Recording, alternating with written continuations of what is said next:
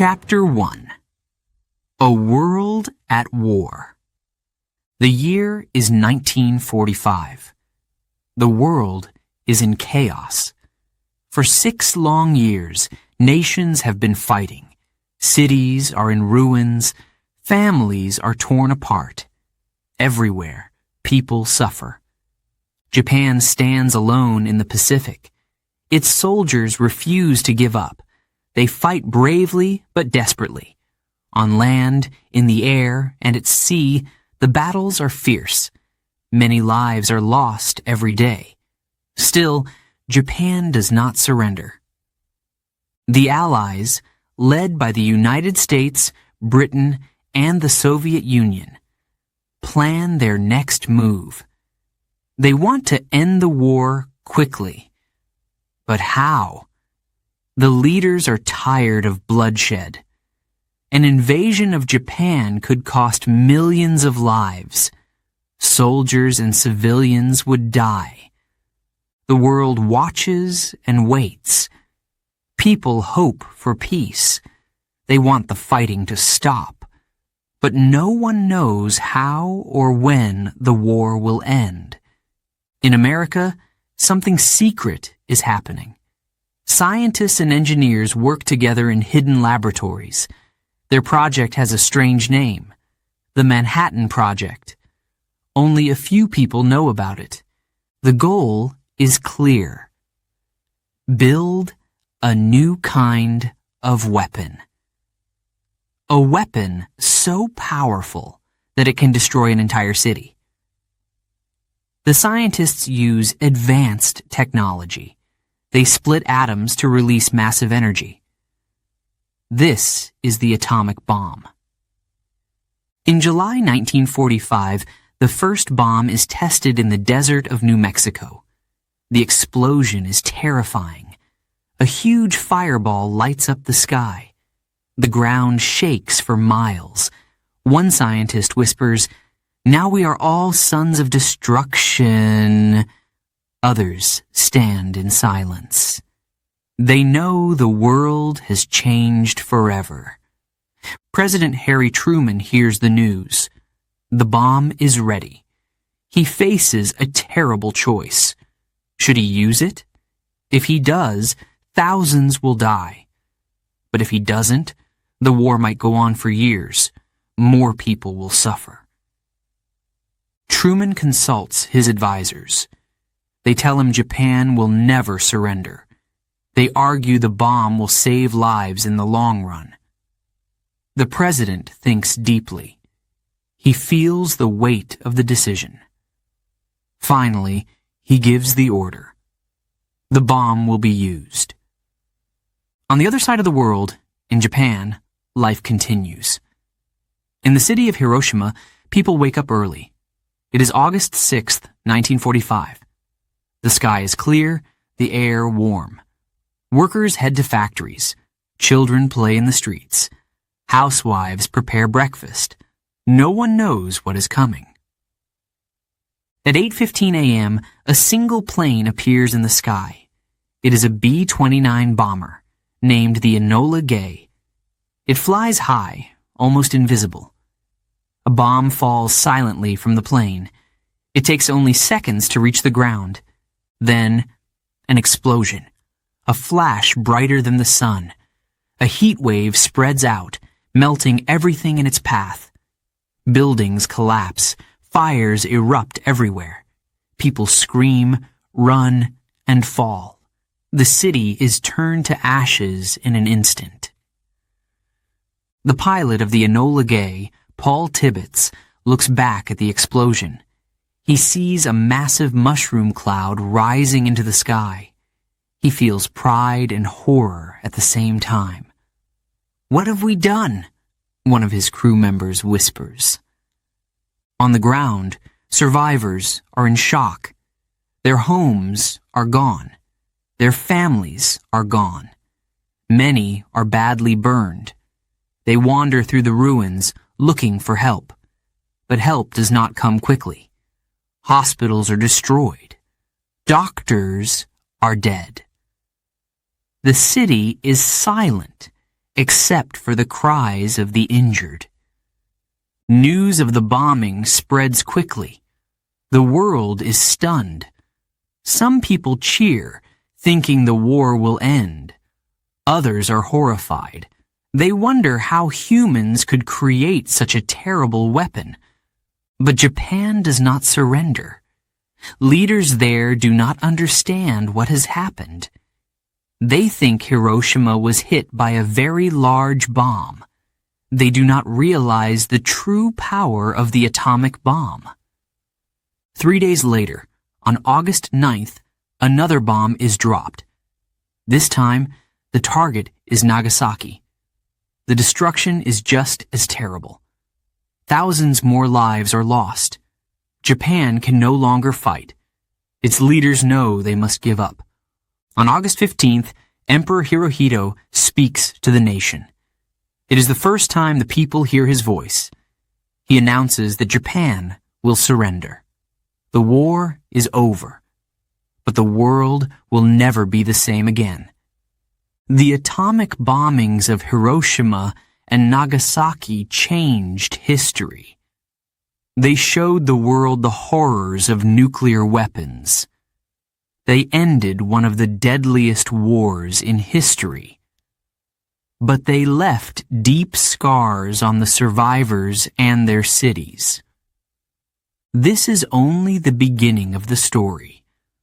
What happened next will teach us about the strength of the human spirit and the importance of peace. Chapter 2. The Manhattan Project. The year is 1939. War has broken out in Europe. Scientists warn that Germany might be building a new, deadly weapon. It is based on splitting atoms, the smallest building blocks of matter. This idea terrifies many. If it works, the weapon could destroy entire cities. In the United States, scientists act quickly. A group of brilliant minds comes together. They are physicists, chemists, and engineers. Many are refugees who fled from Europe. They want to stop the Nazis. President Franklin D. Roosevelt hears their concerns. He decides to fund the secret project. It is called the Manhattan Project. The goal? To build an atomic bomb before Germany can. The project begins in secrecy. Few people know it exists. Even those working on it do not fully understand the goal. The government hides the labs in remote locations: Oak Ridge, Tennessee, Los Alamos, New Mexico, Hanford, Washington. These places become hubs of activity. Scientists work day and night. They split atoms, releasing enormous energy. They study uranium and plutonium, rare materials that can fuel the bomb. Each discovery brings them closer to their goal. But progress is slow. The work is dangerous. Small mistakes can cause explosions. Some scientists grow frustrated. Others feel excited. They believe they are making history. At the center of it all is J. Robert Oppenheimer. He is a brilliant physicist. He leads the team at Los Alamos. People call him the father of the atomic bomb. Oppenheimer feels proud of his work, but deep down, he is troubled. He knows the bomb will cause great destruction. In 1942, construction begins on a giant test site in New Mexico. It is called the Trinity Site. This is where the first atomic bomb will be tested. Soldiers and scientists build towers and bunkers. They prepare for the day when the bomb will explode. By 1945, the bomb is ready. The scientists have succeeded. But they need to test it. They must know if it works. The date is set, July 16th, 1945. That morning, the desert is quiet. The sun has not yet risen. Soldiers and scientists gather miles away from the bomb. Some wear dark glasses to protect their eyes. Others hide in trenches, nervous but excited. The countdown begins. 10, 9, 8. At 0, the bomb detonates. The explosion is unlike anything ever seen before. A blinding flash lights up the sky. For a moment, it feels like day has come early. Then, a massive fireball rises. It turns into a mushroom cloud, towering miles into the air. The ground shakes violently. A shock wave races through the desert. Some scientists cheer. They know the test is a success. Others stand in silence. One man says, "Now I am become death, the destroyer of worlds." His words come from an ancient text, but they feel fitting. The power they have unleashed is terrifying. News of the test reaches President Harry Truman. He is at a conference in Germany with other Allied leaders. When he hears the bomb is ready, he feels relieved. He believes this weapon can end the war quickly. But it is a heavy burden. He must decide if the bomb will be used. Back in the U.S., not everyone celebrates the success of the Manhattan Project. Some scientists feel regret. They fear the bomb will kill too many innocent people. They wonder if they have done the right thing. One scientist, Leo Szilard, writes a letter to Truman. He asks the president to think carefully. He suggests demonstrating the bomb's power in an empty area. But Truman does not listen. The decision is made. In Japan, the people have no idea what is coming. They know the war is going badly. Food is scarce. Bombs fall on cities almost every day, but they cannot imagine the destruction that awaits them. Meanwhile, the bomb is prepared for its journey. 2 bombs, actually. One made of uranium, called Little Boy. The other made of plutonium, called Fat Man. Both are loaded onto planes. The pilots are given secret instructions. The Manhattan Project has achieved its goal. But at what cost? Thousands of people worked on the bomb. Many sacrificed their health and their peace of mind. Some feel proud. Others feel ashamed. All know they have changed the world forever. The atomic bomb is ready. The next chapter will be written in Hiroshima and Nagasaki. But the story of the Manhattan Project will never be forgotten. It is a story of science, ambition, and the terrible power of human invention. Chapter 3. A Terrible Choice. It is summer 1945. The war in Europe is over. Germany has surrendered. But in the Pacific, the battle rages on. Japan fights fiercely. Its soldiers are prepared to die rather than surrender. The war seems endless. President Harry Truman sits in his office. Papers cover his desk. Maps of Japan are spread out in front of him. His advisors stand nearby. They speak in low voices. The topic is grim: how to end the war. The Allies have 2 options. One is to invade Japan. This means sending thousands of soldiers to fight on Japanese soil. It will be a long and bloody battle. Many soldiers will die. Japanese civilians will suffer too. The cost will be enormous. The other option is new and terrifying: the atomic bomb, a weapon so powerful it can destroy an entire city in seconds. It has never been used in war. No one fully understands what will happen. But it might end the war quickly. Truman must choose. His advisors argue. Military leaders support the bomb. They say it will save lives in the long run. No invasion, no long battles, just one strike to force Japan to surrender. Some advisors are unsure. They worry about the bomb's power. What if it kills too many innocent people? What if it starts a dangerous new arms race? One man suggests showing the bomb's power in an empty area. He hopes this will make Japan surrender without killing anyone. But others say no. They believe Japan will not give up unless it feels the full force of the bomb. Truman listens carefully. He asks many questions. He wants to make the right decision. He thinks about the soldiers who would die in an invasion. He also thinks about the Japanese people. He knows the bomb will bring unimaginable destruction.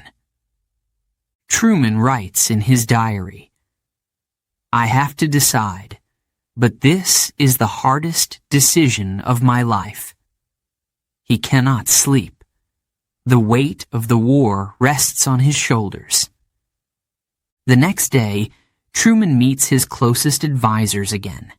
He asks, "If we invade, how many will die?" A general answers, "At least 1 million." The number shocks him. He looks out the window. The sun is shining, but Truman feels cold inside. Finally, he speaks. His voice is firm, but heavy with sadness. "We will use the bomb." The order is given. Scientists and military officers begin to prepare.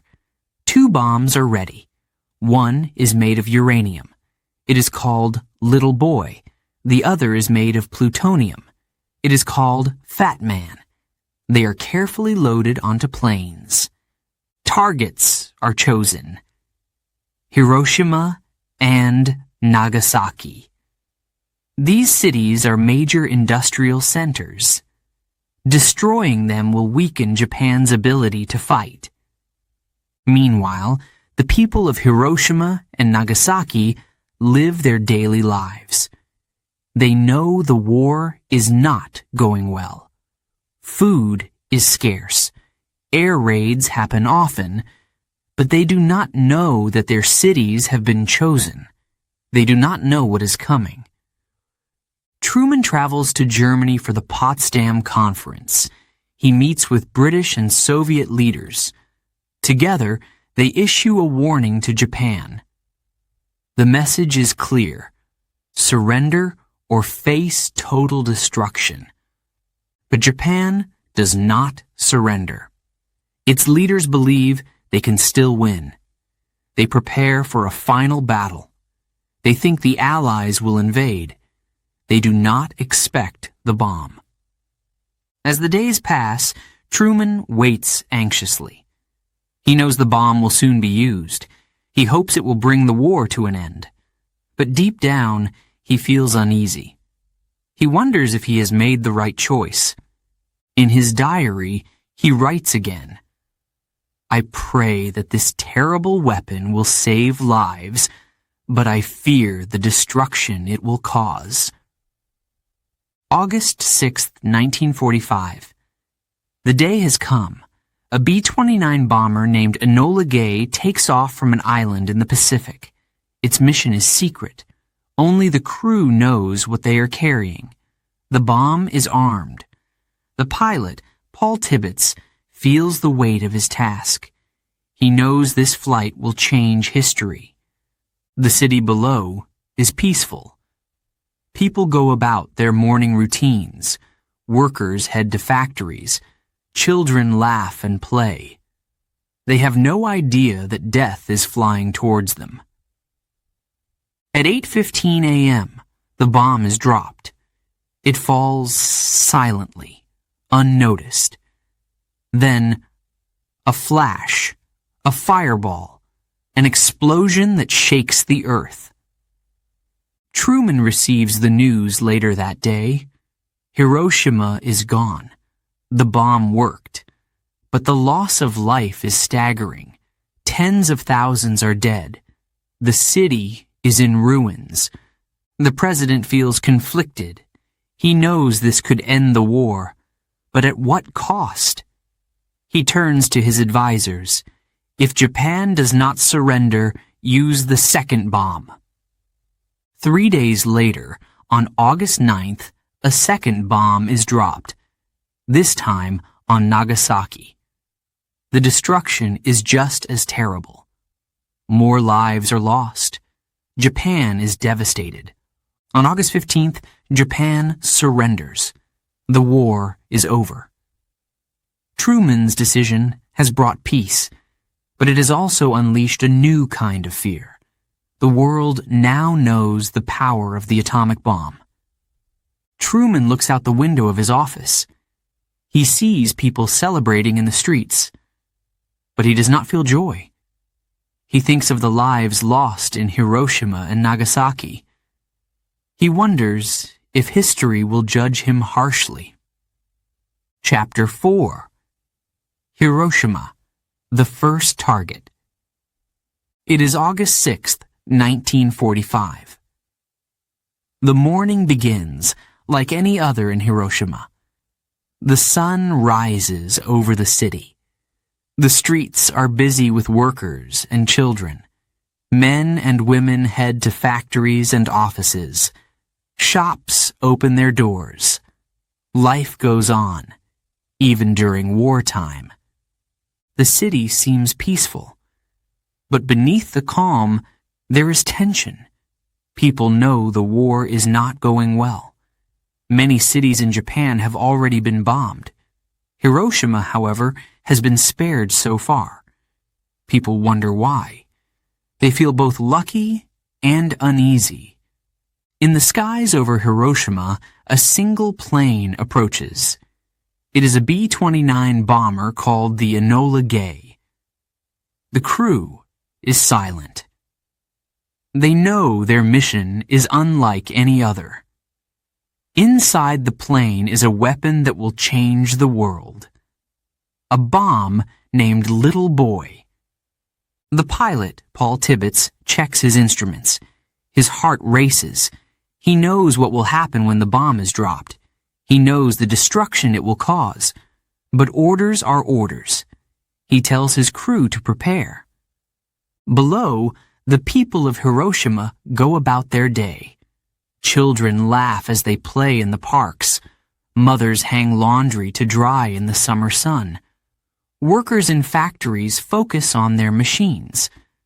They do not look up. They do not see the plane flying high above them. At 8:15 a.m., the bomb is released. It falls silently through the air. No one notices. Seconds pass. Then, a flash. The sky lights up with a blinding white light. It is brighter than the sun. For a moment, everything seems to stop. People freeze, confused and scared. Then comes the explosion. A fireball engulfs the city. The heat is unimaginable. Buildings collapse instantly.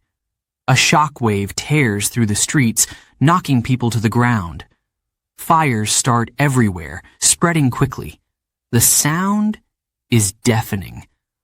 Those close to the center of the explosion vanish in an instant. The heat is so intense that it leaves shadows burned into walls. Further away, people are thrown by the blast. Many are badly burned. Their clothes and skin are scorched. They cry out for help, but no one answers. The destruction is total. Hiroshima is turned into a wasteland. What was once a busy, lively city is now a field of rubble and ash. The crew of the Enola Gay looks back at the explosion. They see a massive mushroom cloud rising into the sky. It is dark and terrifying, towering miles above the earth. One crew member whispers, "What have we done?" On the ground, the survivors begin to move. They are dazed and injured. Some wander the streets, searching for loved ones. Others sit silently, staring at the ruins.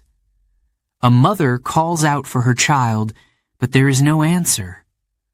A boy, his face burned, cries for his parents. The air is filled with smoke and the smell of burning. Hospitals are overwhelmed. Doctors and nurses work tirelessly, but there are too many injured. Supplies run out quickly. Many die waiting for help. Others suffer from strange symptoms, vomiting, hair loss, and burns that do not heal. No one understands what is happening. News of the bombing spreads slowly. In Tokyo, government officials are stunned. They do not believe a single bomb could cause such destruction. They think Hiroshima was hit by many bombs. They do not yet know the truth. For those who survived the blast, the nightmare is just beginning. Fires rage through the city for hours. The heat is unbearable. Survivors search for water, but the rivers are filled with debris. Some try to escape the city, but the roads are blocked by rubble. A girl named Akiko walks through the ruins. She is 10 years old. Her clothes are burned, and her hands are blistered. She calls for her mother, but hears only silence. She finds her home, or what is left of it. The roof has collapsed, and the walls are gone. Tears stream down her face. A man named Hiroshi helps an injured stranger. His own leg is bleeding, but he does not stop. He carries the woman to a nearby school. The building is full of people seeking shelter. Hiroshi lays her down and looks around. The room is filled with cries of pain. By evening, Hiroshima is unrecognizable. The fires have died down, but the city is gone. The survivors are exhausted and afraid. They do not know what has happened. They do not know that an atomic bomb has been dropped. Miles away, in the military command center, a message is received. Mission successful. Hiroshima destroyed. The officers read the report in silence. They know this is only the beginning. The next day, rescue teams arrive in Hiroshima. They are shocked by what they see. Bodies lie in the streets. The survivors are weak and sick. The rescuers try to help, but there is little they can do. The destruction is too great. In the weeks that follow, the full impact of the bombing becomes clear. Tens of thousands are dead. Many more will die from their injuries and from radiation sickness. The survivors, known as hibakusha, face a long and difficult road ahead. The bombing of Hiroshima is a turning point in history. It shows the world the power of the atomic bomb. It ends one chapter of the war, but begins another. The story of Hiroshima is not just about destruction. It is also about survival. It is about the strength of the human spirit. Chapter 5. The Firestorm. It happens in an instant. A blinding flash lights up the sky over Hiroshima. The air turns to fire. The ground shakes violently. For a moment, there is silence. Then, chaos. The bomb explodes with unimaginable force. A fireball, hotter than the sun, engulfs the city. Everything near the center of the blast is destroyed. Buildings crumble like paper. Cars melt into puddles of metal. Trees burst into flames. People close to the explosion disappear in an instant. Their shadows are burned into walls and sidewalks. Further away, the heat burns skin and clothing. Many are thrown to the ground by the force of the blast. They look around, confused and terrified. Akiko, a young girl, lies in the rubble. She cannot hear anything. Her ears are ringing from the explosion. She opens her eyes. The sky is dark, filled with thick black smoke. She sees people running, their clothes burned, their faces covered in ash. Some are crying. Others are silent, their faces frozen in shock. Fires rage across the city. Wooden houses burn quickly, fueling the flames. The fire spreads from street to street. The heat is unbearable. People try to escape, but there is nowhere to go. The roads are blocked by debris. The rivers are crowded with people desperate for water. Many do not survive. Hiroshi, a factory worker, stumbles through the ruins. His arm is badly burned, but he does not stop. He looks for his wife and daughter. He calls their names, but there is no answer. He passes a man lying on the ground. The man's face is red and swollen. "Help me," the man whispers. Hiroshi hesitates, then kneels down to help. The explosion destroys more than buildings. It destroys lives. Tens of thousands are killed in seconds. Those who survive are left with terrible injuries. Skin hangs in strips from their bodies. Burns cover their arms, legs, and faces. They cry out for help, but there is no one to answer. In the center of the city, a woman searches for her child. She picks through the rubble with her hands, ignoring the pain of her burns. "Where are you?" she cries. Her voice echoes through the ruins. But there is no response. The air is filled with smoke and ash. Breathing becomes difficult.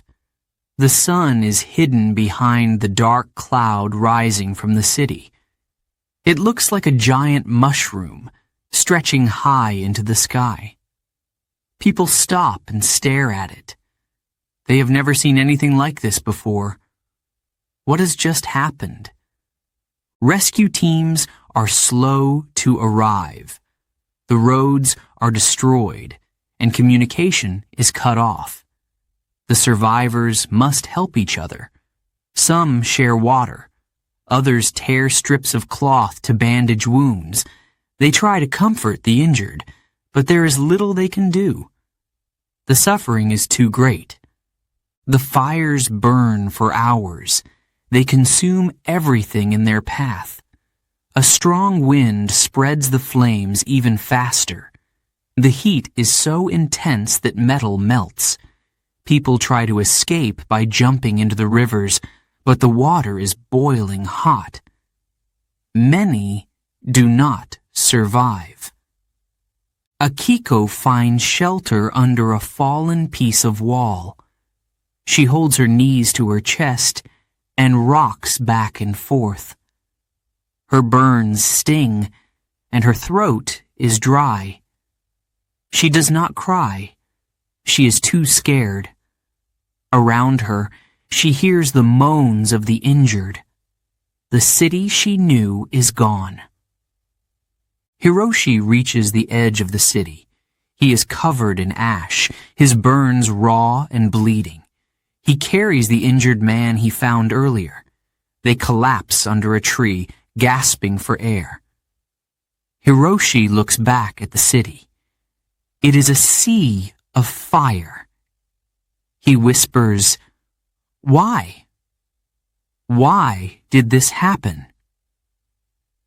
The survivors are called hibakusha. They are the ones who lived through the firestorm.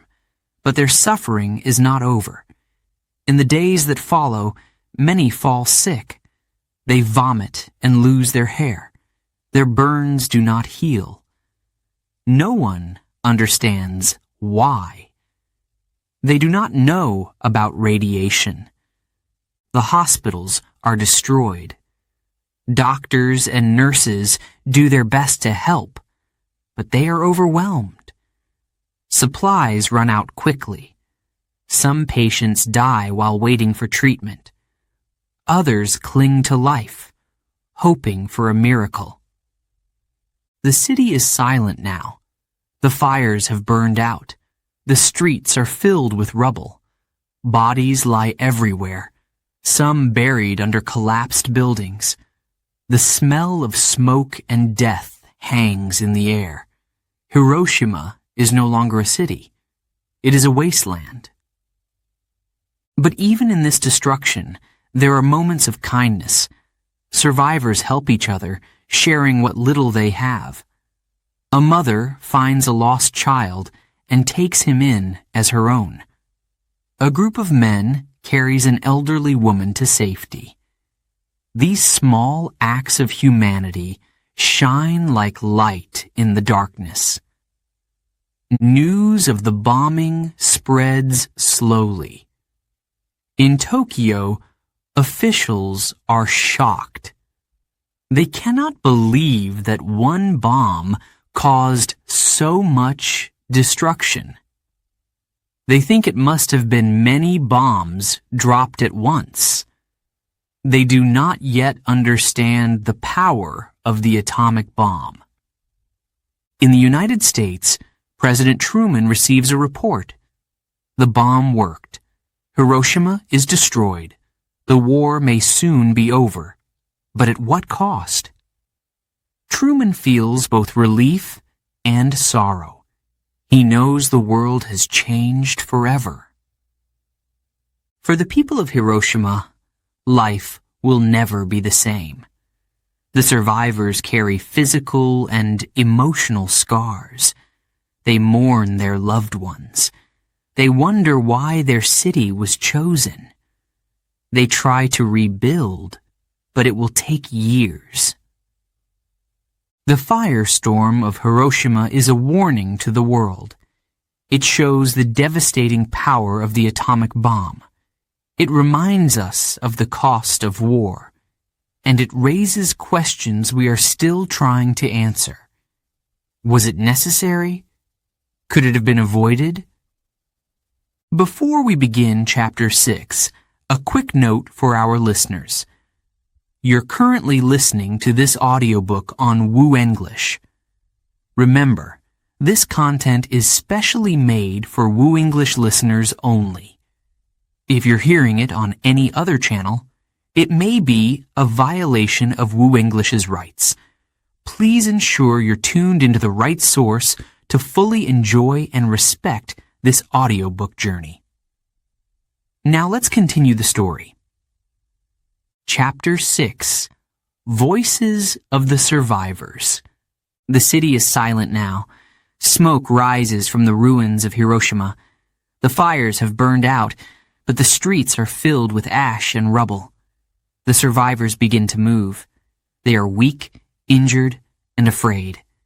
Each step feels heavy. Their faces are pale. Their eyes filled with shock. Among them is Akiko. She is 10 years old. Her arms are burned and her clothes are torn. She walks barefoot through the ruins, calling for her mother. "Mama! Mama!" Her voice is small, almost a whisper, but there is no answer. She stops and looks around. The streets she once knew are gone. Everything is destroyed. Nearby, a boy named Kenji sits on the ground. He is 13 years old. His face is badly burned and his skin is blistered. He holds his arm close to his chest, trying not to cry. "Help me," he whispers, but no one stops. The people around him are too injured, too lost to notice. Kenji looks up at the sky. It is dark, filled with smoke. He wonders if the sun will ever shine again. He remembers his father's words that morning. "Be strong, my son. We will get through this." But his father is gone now. Kenji is alone. Hiroshi, a factory worker, searches the rubble for his wife and daughter. His burns are severe, but he does not care. He lifts pieces of wood and concrete, calling their names. "Aya! Yumi! Where are you?" His voice cracks with desperation. He finds a shoe, small and familiar. It belongs to his daughter. Tears run down his face. Hiroshi hears a sound nearby. It is faint, but he follows it. Under a collapsed wall, he sees a hand. He pulls at the debris, his heart pounding. He uncovers a woman. It is his wife, Aya. She's alive but badly injured. She opens her eyes and whispers, "Yumi?" Hiroshi holds her close. He promises to find their daughter. Not far away, an old man named Takashi sits in the rubble of what was once his home. His hands shake as he holds a photo of his family. His wife, his son, and his grandson. They are all gone. He is the only one left. "Why did I survive?" he asks the empty air. There is no answer. Takashi looks around. He sees a young boy crying. The boy is covered in ash, his clothes burned. Takashi gets up slowly and walks to the boy. "Come with me," he says gently. He takes the boy's hand and leads him to safety. Takashi does not know the boy's name, but he feels he must help. It is the only thing he can do. In a makeshift shelter, people gather. It is a school that has somehow survived the blast. The rooms are crowded with injured survivors. Some sit on the floor, their heads in their hands. Others lie on blankets, too weak to move. The air is thick with the smell of smoke and blood. A woman named Sachiko tends to the injured. Her own burns are covered with a piece of cloth, but she ignores the pain. She moves from person to person, offering water and comfort. She kneels beside an elderly woman whose legs are badly burned. "Drink this," Sachiko says, holding a cup of water to the woman's lips. The woman looks at her and whispers, "Thank you." Outside the city, rescue teams finally arrive. Soldiers and doctors work together to help the survivors. But the destruction is overwhelming. There are too many injured, too many dead. The rescuers do what they can. They carry people on stretchers and give them food and water.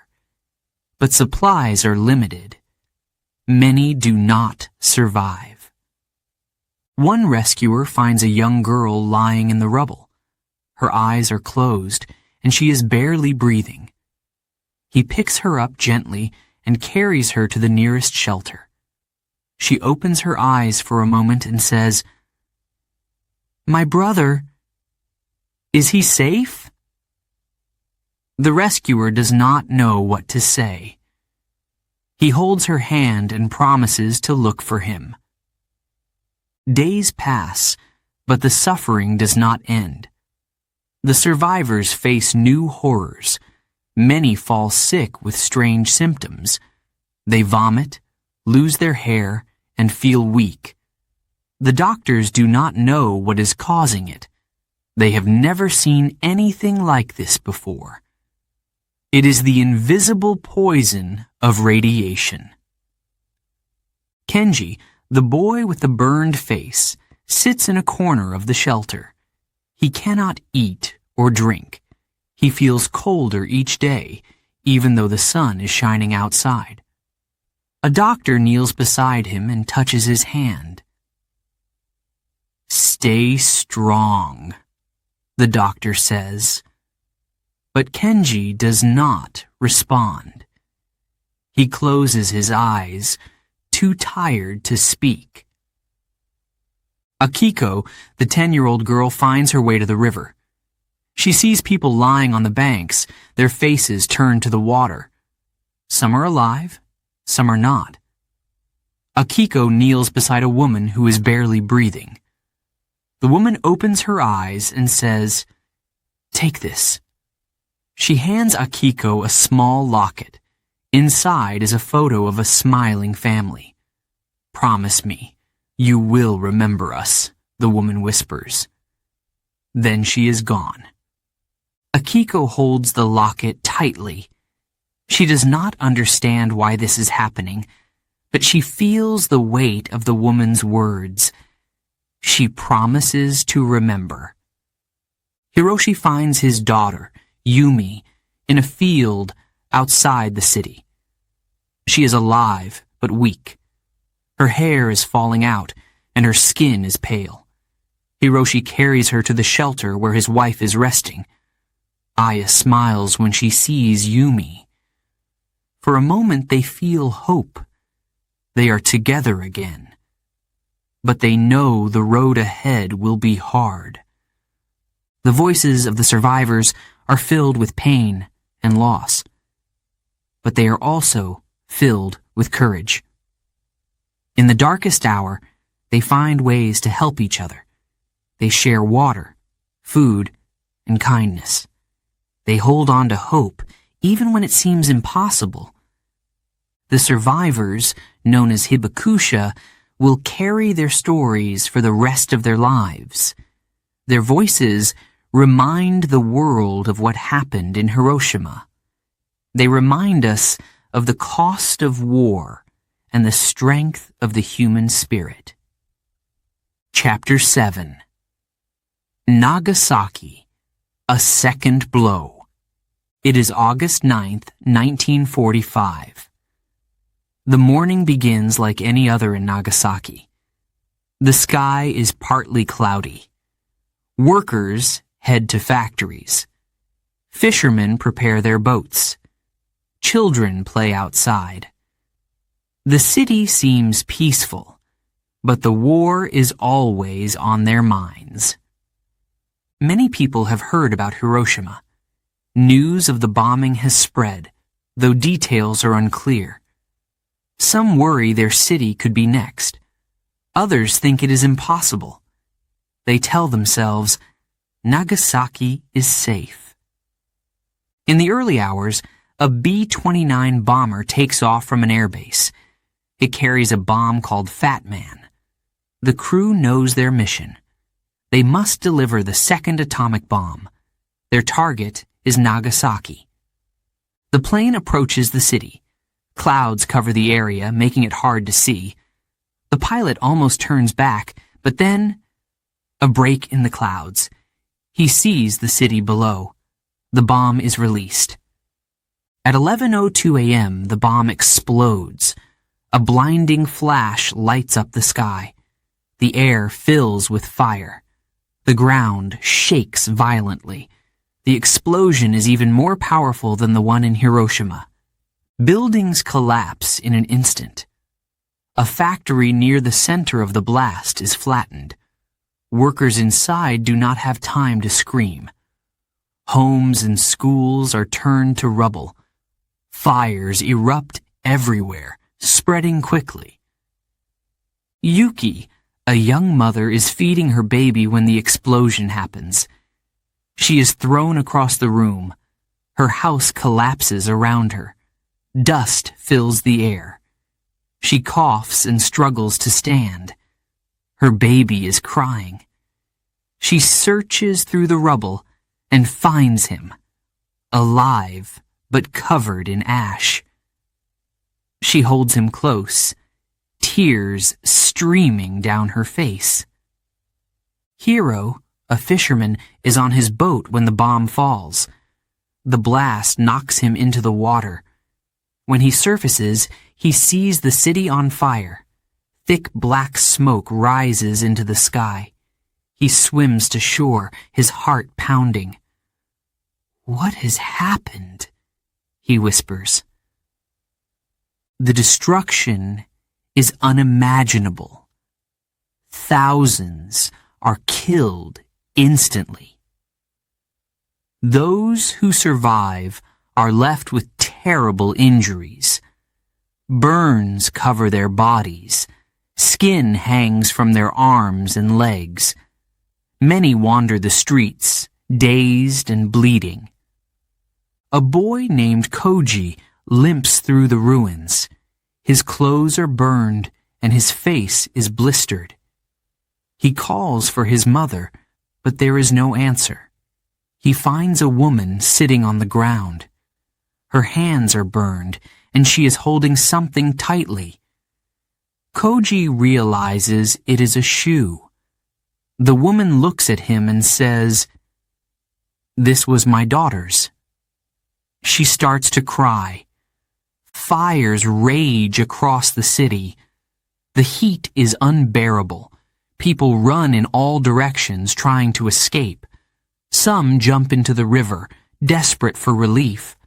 Others dig through the rubble, searching for loved ones. In a temple that has survived the blast, survivors gather. They are injured and weak, but they try to help one another. A monk gives water to an elderly man whose burns are severe. The man whispers, "Thank you," before closing his eyes forever. By evening, Nagasaki is a wasteland. The fires have died down, but the city is destroyed. Bodies lie in the streets. The smell of smoke and death fills the air. Survivors sit in silence, too shocked to cry. They wonder if this is the end of the world. Rescue teams arrive the next day. They are horrified by what they see. They do their best to help, but the injuries are too severe. Many survivors die from their burns. Others begin to show strange symptoms: vomiting, hair loss, and weakness. The rescuers do not understand. They do not know about radiation. Yuki holds her baby tightly as she sits in a makeshift shelter. Her burns are bandaged, but the pain is still there. She looks around at the other survivors. A man is crying softly. A child is sleeping, her face pale. Yuki whispers, "We will survive. We must survive." Hiro returns to his boat, but it is badly damaged. He looks out at the sea, hoping to escape the nightmare, but he cannot leave. His heart tells him to stay and help. He gathers food and water from his supplies and shares it with the survivors. It is a small act of kindness in a time of great suffering. The city mourns its dead. Families are torn apart. Parents look for children. Children look for parents. Many never find them. They are left with questions and memories. Koji, the young boy, finds his mother's body in the rubble. He sits beside her and holds her hand. "I will make you proud," he whispers. His voice is steady, but tears fall from his eyes. For Japan, the bombing of Nagasaki is a devastating blow. The government knows it cannot continue the war. The destruction is too great. The suffering is too much. The leaders make a decision. They will surrender. On August 15th, just 6 days after the bombing of Nagasaki, Emperor Hirohito speaks to the nation. His voice is calm, but filled with sorrow. He tells the people that the war is over. "We must endure the unendurable," he says. The words are heavy, but they bring an end to the fighting. The survivors of Nagasaki, like those in Hiroshima, are known as hibakusha. They carry the scars of that day, both on their bodies and in their hearts. They tell their stories so the world will not forget. They hope no one will ever experience such pain again. Yuki raises her son in the years after the bombing. She teaches him about kindness and strength. Hiro rebuilds his boat and continues to fish. He always leaves a small offering in the sea for those who were lost. Koji grows up and becomes a teacher. He tells his students about the day the sky burned, hoping they will learn from the past. The story of Nagasaki is a story of destruction, but it is also a story of resilience. The people who survived showed courage and strength in the face of unimaginable tragedy. Their voices remind us of the cost of war and the importance of peace. Chapter 8. The War Ends. It is August 15th, 1945. A strange silence falls over Japan. Families gather around their radios. They listen carefully, waiting for the voice of Emperor Hirohito. For many, it is the first time they will hear him speak. The war has lasted for years. It has brought pain and loss to every corner of the country. Bombs have fallen on cities. Food is scarce. Many loved ones are gone. But today, the people sense that something is different. The emperor's voice is calm and steady. He tells the nation that the war is over. Japan will surrender to the Allies. "We must endure the unendurable," he says. His words are heavy with sorrow. For many, they bring both relief and heartbreak. Some cry quietly, thinking of the lives lost. Others sit in silence, their faces pale. A mother holds her child close. A soldier bows his head. The fighting is over, but the cost has been too great. In Hiroshima and Nagasaki, the news spreads slowly. The survivors are still trying to understand what has happened. They are too weak to celebrate. They have lost too much. Akiko, the young girl from Hiroshima, hears the announcement in a shelter. Her burns are healing, but she is still in pain. She looks at the other survivors. Some nod quietly. Others stare into the distance. Akiko does not know what peace will mean for her, but she feels a small flicker of hope. Across the world, people celebrate the end of the war. In the United States, crowds gather in the streets. They wave flags and sing songs. Soldiers embrace their families. People cheer and laugh. For them, it is a time of joy.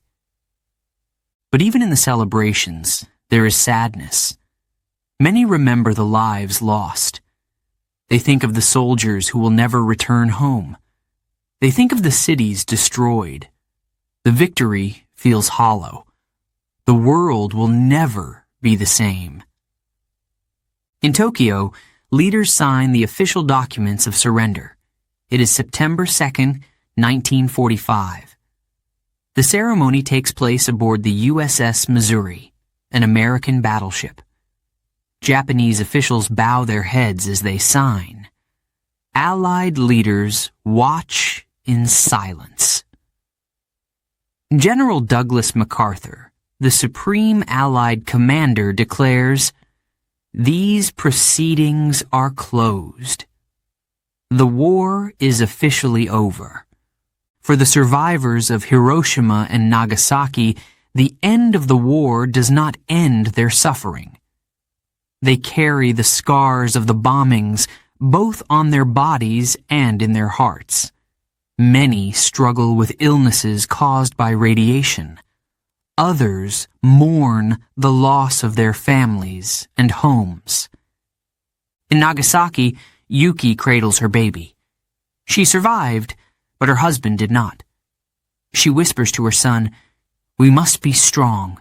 We will rebuild." Her words are brave, but tears fall from her eyes. Hiro, the fisherman, helps clear the rubble in his village. His hands are blistered and his back aches, but he keeps working. He says to himself, "If we stop, who will rebuild? This is our home." In Hiroshima, Takashi, the old man, visits the spot where his house once stood. It is gone, reduced to ash. He kneels on the ground and prays for his family. "I will honor you," he whispers. He decides to stay in the city and help others who are suffering. Akiko returns to school months later. Her burns are still visible, and her hair has not grown back. She feels shy and afraid. But her teacher smiles at her and says, "You are brave, Akiko. You survived. That is something to be proud of." Akiko sits at her desk and opens her book. She knows she has a long journey ahead. In the months after the war, the world begins to rebuild. Japan is in ruins. Cities are destroyed. Millions are homeless. Food is scarce. But the people are resilient. They start to repair their homes and grow crops. They try to heal. The United States helps with the rebuilding. They bring supplies and food. They send doctors to treat the injured. They also write a new constitution for Japan. It focuses on peace and democracy. Japan is no longer allowed to have an army. The hope is to prevent another war. The scars of Hiroshima and Nagasaki remain. The cities are forever changed. But the people show incredible strength. They rebuild their homes, their schools, their lives. They plant flowers and trees in the empty spaces. Slowly, the cities begin to come back to life. In Hiroshima, a peace memorial is built. It is a reminder of the destruction and a symbol of hope. Every year, people gather there to remember the victims. They light lanterns and send them down the river. Each lantern carries a message of peace. In Nagasaki, survivors share their stories. They talk about the day the bomb fell. They talk about the pain and loss. But they also talk about kindness and courage. They say, "We must tell the world what happened. We must work for peace." The end of the war marks a new beginning for the world. But it is a world forever changed. The atomic bombings of Hiroshima and Nagasaki show the devastating power of nuclear weapons. They remind humanity of the cost of war. Leaders from around the world meet to discuss peace. They form the United Nations. an organization meant to prevent future wars. They talk about banning nuclear weapons. But tensions remain. The shadow of the bomb hangs over the world. For the survivors, life goes on. Yuki raises her son and teaches him about kindness. Hiro continues to fish and help his neighbors. Takashi becomes a storyteller, sharing the lessons of Hiroshima with children. Akiko grows up and becomes a nurse, helping others who are in pain. Their stories remind us of the strength of the human spirit. They show us that even in the darkest times, there is hope. The war is over, but the memories of Hiroshima and Nagasaki will never fade. They stand as a warning to the world, a reminder that peace is precious and must be protected. Chapter 9. Aftermath and Ashes. The bombs have fallen. The fires have burned out. But the pain is far from over. Hiroshima and Nagasaki are in ruins. The survivors, known as hibakusha, begin to rebuild their lives. Yet, for many, survival is only the beginning of their struggle. The streets of Hiroshima are silent. The city looks like a desert. Buildings are gone, turned to rubble and ash. Trees are blackened, their branches bare. The river flows quietly, carrying debris from the ruins. Survivors walk slowly through the streets, searching for anything they can use. In Nagasaki, the scene is the same. The blast left a deep scar on the land.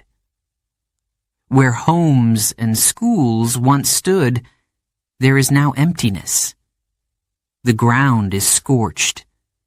The air smells of smoke and death. It is hard to imagine life returning to these places. The hibakusha suffer in many ways. Their burns are deep and painful. Some have lost their eyesight. Others are too weak to move. But there is something worse, an invisible danger they cannot see. Radiation sickness begins to appear. Survivors feel tired and weak. They vomit and lose their hair. Some develop strange sores on their skin. Many die in the weeks and months after the bombings. Doctors do not know how to treat this new illness. They try their best, but they can only watch as more lives are lost. Akiko, the young girl from Hiroshima, sits in a hospital. Her burns are healing slowly, but her hair is falling out. She looks at her reflection in a small mirror. She barely recognizes herself. Tears fill her eyes, but she wipes them away. She tells herself, "I must be strong." In the shelters, survivors share their stories. They talk about what they have lost. A man says he lost his entire family. A woman says she cannot find her son. Their voices are filled with sorrow. But there are also stories of kindness, people helping each other, sharing food, water, and hope. Takashi, the old man from Hiroshima, becomes a storyteller. He gathers children around him and talks about the day the bomb fell. He does not speak of anger or revenge. Instead, he tells them about courage and love. "We must remember," he says, "but we must also forgive." Months pass, and the seasons change. Spring comes to Hiroshima and Nagasaki. Green shoots begin to grow in the blackened soil. Flowers bloom in the cracks of the rubble. People see this as a sign. Life is returning. Hope is not lost. Hiro, the fisherman from Nagasaki, repairs his boat. It is not easy, but he does not give up. He wants to return to the sea. The sea is life, he says, and life must go on. One day, he catches a large fish. He shares it with his neighbors. It is a small feast, but it feels like a victory. The rebuilding of the cities begins slowly. Volunteers come from other parts of Japan to help. They clear rubble and build new homes. Schools reopen. Markets return. It is hard work, but the people are determined. They want to create a future for their children. Yuki, the young mother from Nagasaki, plants a garden outside her new home. She grows vegetables to feed her son. She also plants flowers. She says, "They remind me of beauty. Even in the darkest times, beauty can survive." For many hibakusha, the emotional scars are as deep as the physical ones. They dream of the day the bomb fell. They see the faces of those they lost. Some feel guilt for surviving when so many did not. They ask themselves, why me?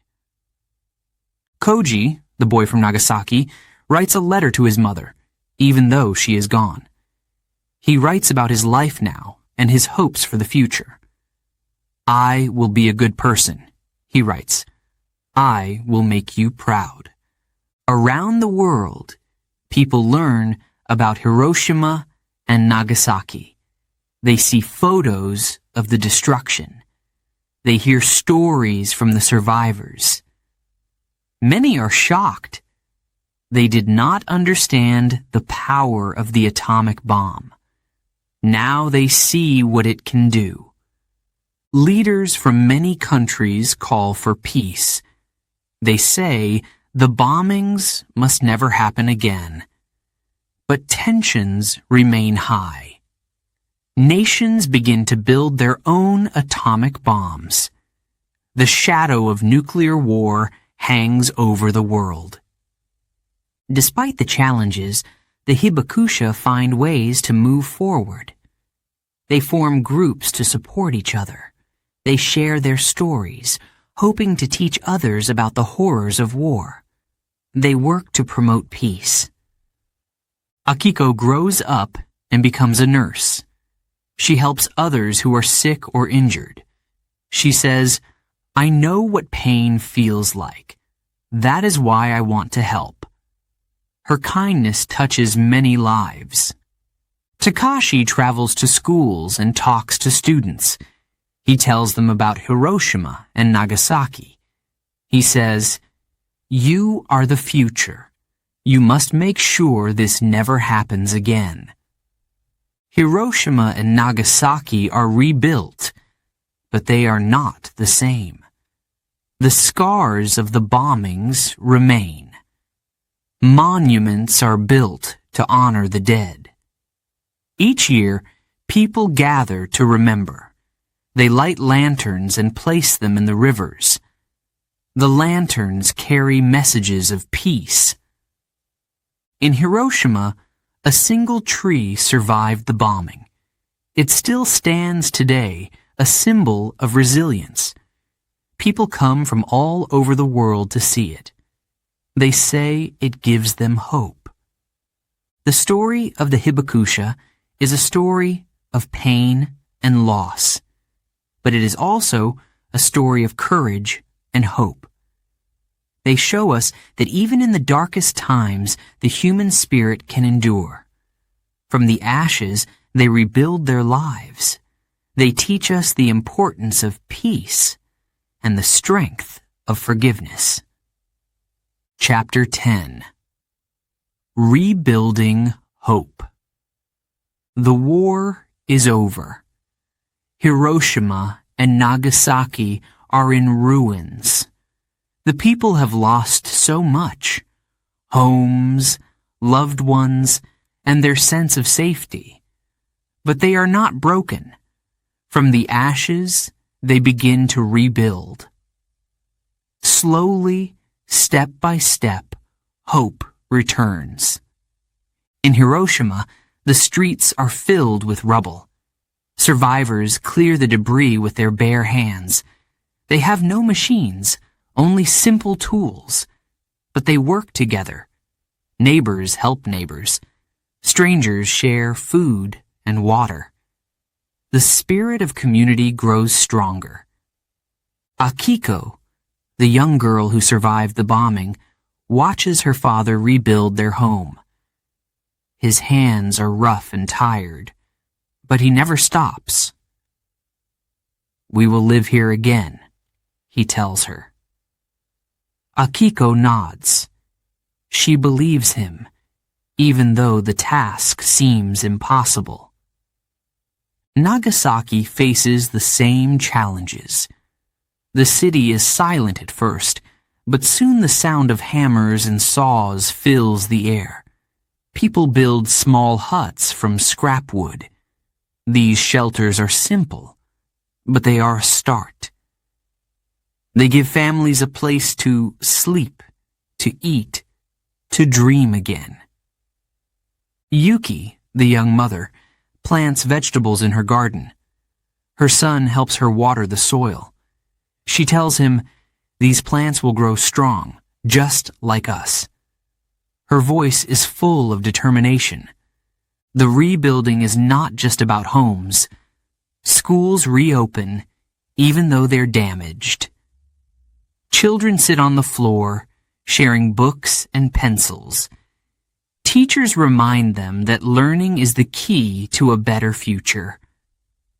Koji, the boy from Nagasaki, returns to school.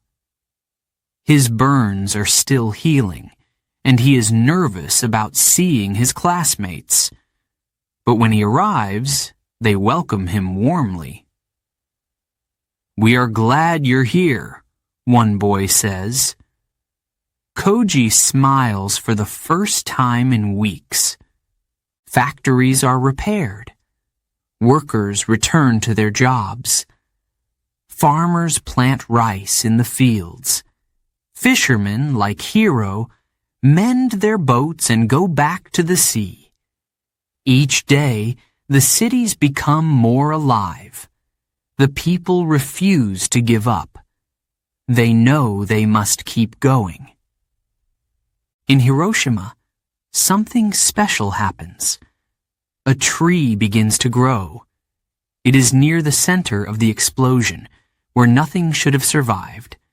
Its branches are small, its leaves delicate, but it stands tall. The people see the tree as a symbol. If it can survive, so can they. The tree becomes famous. Visitors from around the world come to see it. They take pictures and write messages of hope. The tree inspires everyone who sees it.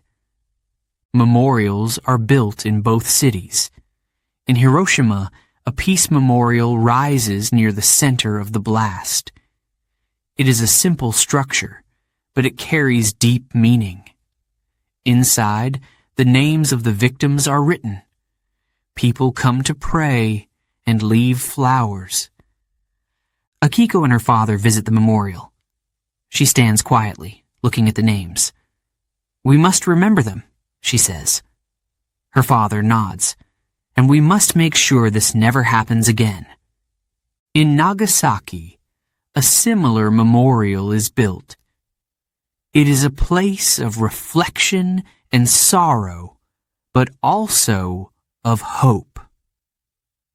Survivors gather there every year to honor the dead. They share their stories, ensuring the world does not forget. Yuki and her son visit the memorial one day. She points to a plaque that reads, "Peace is the only way." She says to her son, "This is why we rebuild, so that you can live in a peaceful world." The cities do not rebuild alone. Help comes from across Japan and around the world. Supplies arrive: wood, steel, food, and medicine. Doctors and engineers travel to Hiroshima and Nagasaki to assist. They work alongside the survivors, creating new homes, schools, and hospitals. The people are grateful, but they also take pride in their own efforts. They know they are rebuilding not just their cities, but their spirits. Each brick, each nail, each plant in the ground is a step toward a brighter future. Takashi, the old man from Hiroshima, becomes a leader in his community. He organizes volunteers to clean the streets and rebuild houses. He tells the younger people, "You are strong. You can do this." His words inspire them to keep working, even when the days are long and hard. Hiro, the fisherman, helps rebuild the harbor. He teaches younger men how to repair boats. He says, "The sea gives us life. We must respect it and protect it." His wisdom is passed down to the next generation. The survivors, the hibakusha, face many challenges. Some suffer from illnesses caused by radiation.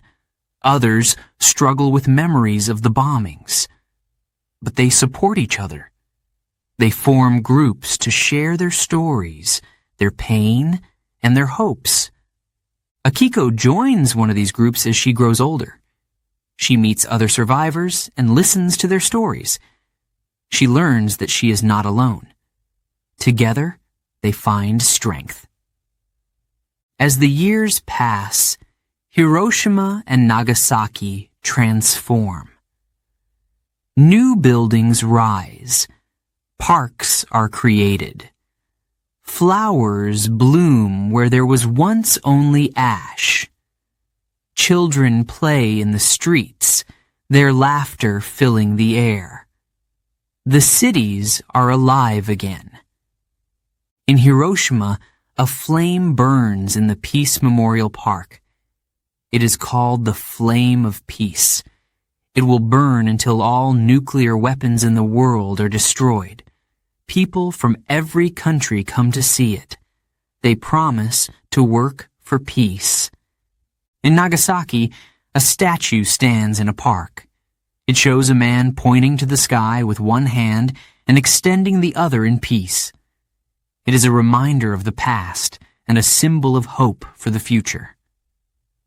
The people of Hiroshima and Nagasaki have shown incredible strength. They have rebuilt their homes, their cities, and their lives. But they have done more than that. They have shared their stories with the world. They have taught us the importance of peace. Yuki watches her son grow up.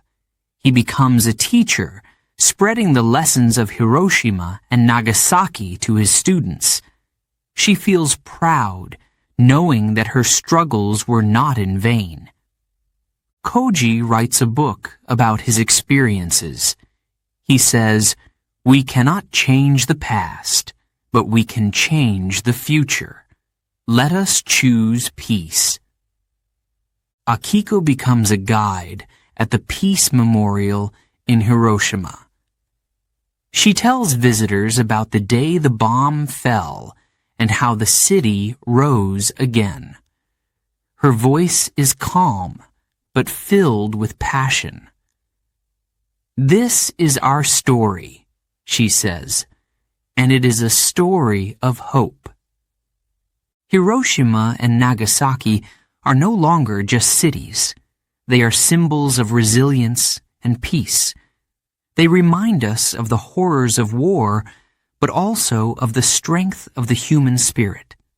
From the ashes, they have rebuilt not just their homes, but a message for the world. Hope can grow even in the darkest times, and peace is always worth fighting for. Chapter 11. A World Forever Changed. The atomic bombings of Hiroshima and Nagasaki shocked the world. People saw the destruction and could not believe it. Entire cities were destroyed in seconds. Tens of thousands of lives were lost. It was a power unlike anything the world had ever seen. The photographs of the ruined cities spread quickly. Charred buildings, burned bodies, survivors with scars that would never heal. These images stayed in people's minds. They could not look away. Leaders around the world were shaken. They realized the bomb had changed everything. War would never be the same. The atomic bomb was more powerful than any weapon before it. It was not just a tool for victory. It was a threat to the future of humanity. In the United States, President Harry Truman spoke to the nation. He defended the decision to use the bomb, saying it ended the war quickly. But even he was uneasy. He said, "We thank God it has come to us, and not to our enemies." Many wondered, what would happen if such power fell into the wrong hands? Other nations watched carefully. Some were fearful. Others were curious. The Soviet Union, Britain, France, and later China began to develop their own nuclear weapons. They did not want to be left behind. A race began. A race to build bombs. Bigger, stronger, deadlier.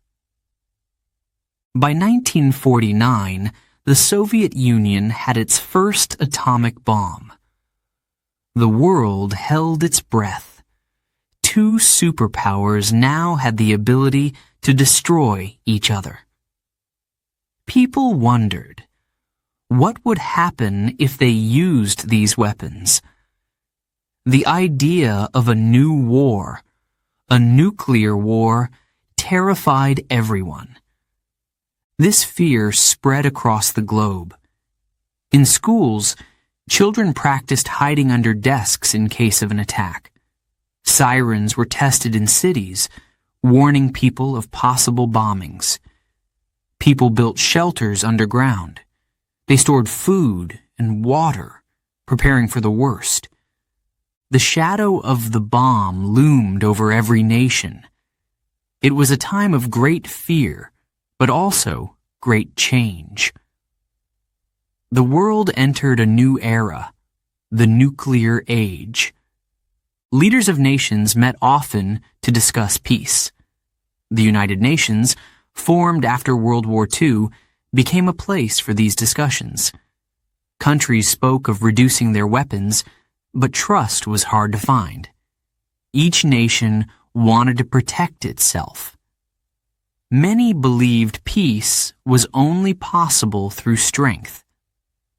The U.S. and the Soviet Union, in particular, viewed each other with suspicion. They built more weapons. They tested bombs underground and in the ocean. Each wanted to prove they were stronger. Each wanted to show the world that they could not be defeated. In 1962, the world came close to disaster. The Cuban Missile Crisis was a tense moment in history. The United States discovered Soviet missiles in Cuba just 90 miles from its coast. For 13 days, the world waited. Would there be war? Would nuclear bombs be used? Leaders on both sides finally reached an agreement. The missiles were removed. War was avoided. But the fear did not disappear. People realized how close they had come to destruction. They knew it could happen again. At the same time, people began to speak out. Scientists, artists, and survivors from Hiroshima and Nagasaki called for an end to nuclear weapons. They said the bombs were too dangerous. They argued that no one should have the power to destroy entire cities. Survivors of the bombings, known as hibakusha, shared their stories with the world. They spoke of pain, loss, and hope. Akiko, a survivor from Hiroshima, traveled to many countries. She told people, "We must never forget what happened. We must never let it happen again." In 1968, the world took a step toward peace. A treaty was signed. It was called the Nuclear Non-Proliferation Treaty, or NPT. Countries agreed to stop the spread of nuclear weapons. They promised to work toward disarmament. It was a hopeful moment, but challenges remained. Some nations did not sign the treaty. Others continued to build weapons in secret. The fear of nuclear war did not go away. The shadow of the bomb remained. As the years passed, more people joined the movement for peace. They marched in the streets, holding signs that said, "No more Hiroshima, no more Nagasaki." They wrote letters to leaders, urging them to destroy their weapons. They called for a world without bombs. In Hiroshima, a special flame burns in the Peace Memorial Park. It is called the Flame of Peace. It will continue to burn until all nuclear weapons are destroyed. Each year, people gather there to remember the victims. They light lanterns and float them down the river. The lanterns carry messages of peace. In Nagasaki, survivors speak to students. They tell them about the day the bomb fell. They share their memories, even though it is painful. They say, "We tell our stories so you can learn, so you can create a better world." Yuki, a survivor from Nagasaki, often speaks to young people. She tells them, "War brings nothing but pain. We must choose peace, even when it is hard." Her words inspire many. The world has changed in many ways since 1945. Technology has advanced. Countries have grown. But the lessons of Hiroshima and Nagasaki remain. They remind us of the cost of war. They remind us of the power humans hold and the responsibility that comes with it. Leaders continue to meet, discussing ways to reduce their nuclear weapons. Some have destroyed parts of their stockpiles. Others have stopped testing bombs. These are small steps, but they are important. The atomic bombings forever changed the world. They showed us the horrors of war, but they also showed us the strength of the human spirit. From the ashes of Hiroshima and Nagasaki, hope has grown. The survivors, the hibakusha, have taught us valuable lessons. They have shown us that even in the darkest times, we can find light. They remind us that peace is worth fighting for. Chapter 12. Lessons for the Future. Today, Hiroshima and Nagasaki are cities full of life. Children laugh in the streets. People gather in parks and markets. Flowers bloom where there was once only ash. The cities have risen from destruction, but their past is never forgotten. Every year, on August 6th and August 9th, the people of Hiroshima and Nagasaki gather to remember. They hold ceremonies to honor those who died. Bells ring out, echoing through the cities. Survivors, known as hibakusha, share their stories. They speak of pain, loss, and hope. Akiko, a survivor of Hiroshima, stands before a crowd of young people. Her voice is calm, but filled with emotion. "I was only a child when the bomb fell," she says. "It changed my life forever. But I survived. And now I share my story so that you can understand." The Peace Memorial Park in Hiroshima is a quiet place. It is full of trees and paths. At its center stands the atomic bomb dome. This building was one of the few that survived the explosion. Its ruins are a reminder of what happened that day. Visitors from around the world come to see the park. They stand silently by the dome. Many place flowers or light candles. Some cry. Others write messages of peace in a guest book. They leave with a deeper understanding of the horrors of war. In Nagasaki, there is also a peace park. A tall statue stands there. It shows a man with one hand pointing to the sky and the other stretched out in peace. His face is calm. He reminds visitors to reflect on the past and work for a better future. Yuki, a survivor of Nagasaki, visits the park often. She brings her grandchildren with her. She tells them, "This place is not just about sadness. It is about hope. It reminds us to choose peace, even when it is hard." The stories of Hiroshima and Nagasaki teach us many lessons. They show us the cost of war. The bombs killed tens of thousands of people in seconds. They left scars that lasted a lifetime.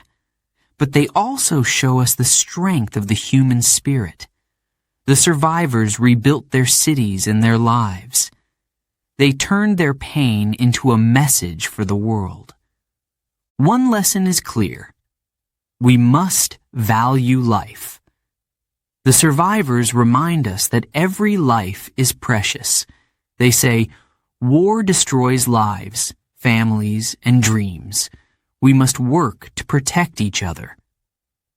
Another lesson is the importance of understanding. The survivors speak to people from different countries. They tell their stories not with anger, but with compassion. They hope that by sharing their experiences, they can bring people together. Koji, who survived the bombing of Nagasaki as a boy, became a teacher. He tells his students, "We must learn from the past. We must listen to each other and work together. Only then can we build a peaceful world." The greatest lesson of Hiroshima and Nagasaki is the need for peace.